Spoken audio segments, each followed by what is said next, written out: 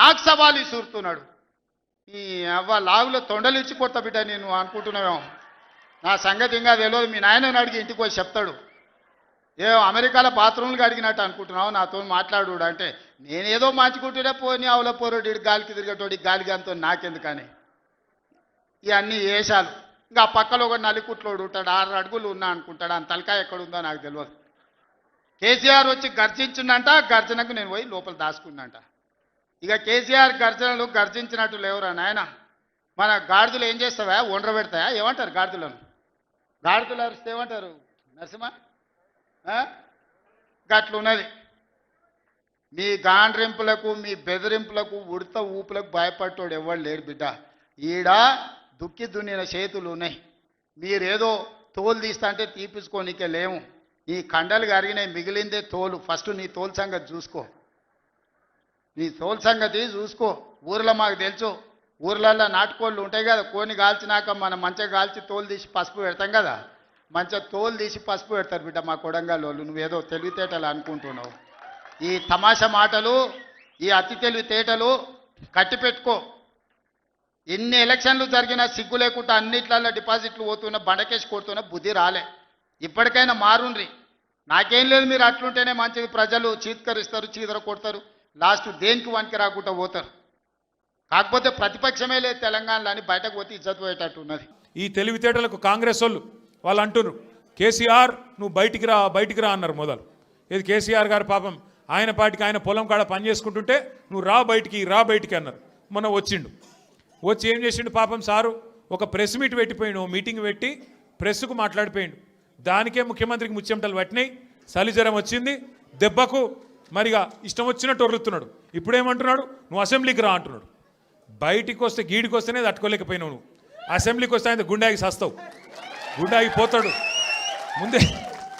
ముందే ఇంతున్నాడు, ఆయనతో గుండాకి డామ్మంటాడు.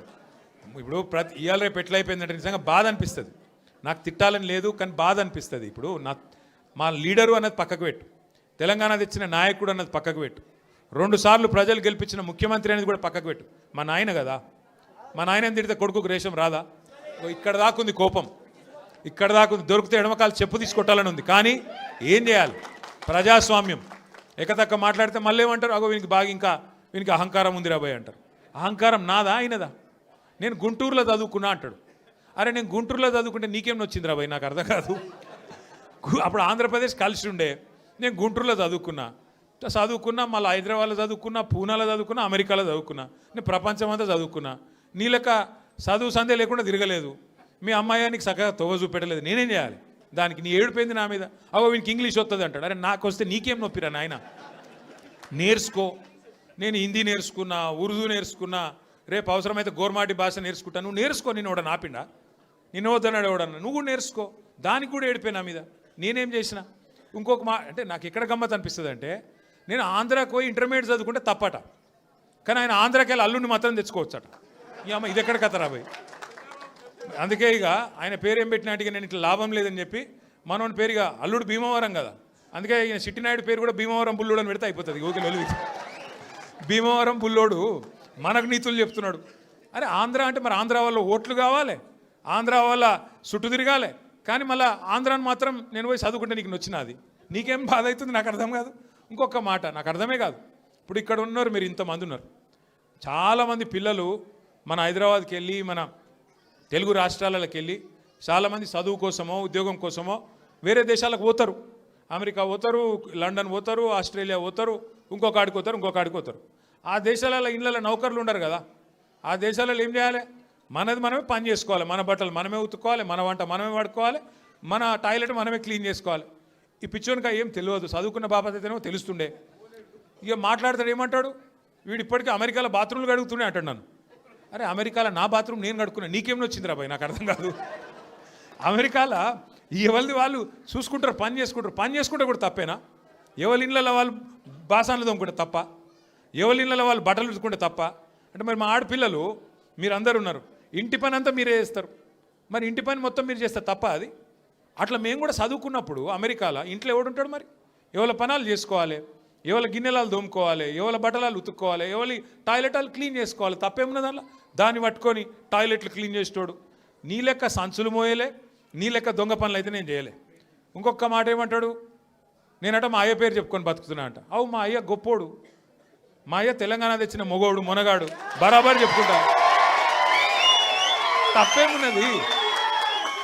మా అయ్య పేరు నేను కాకపోతే ఎవడు చెప్పుకుంటాడు, నాకు అర్థం కాదు.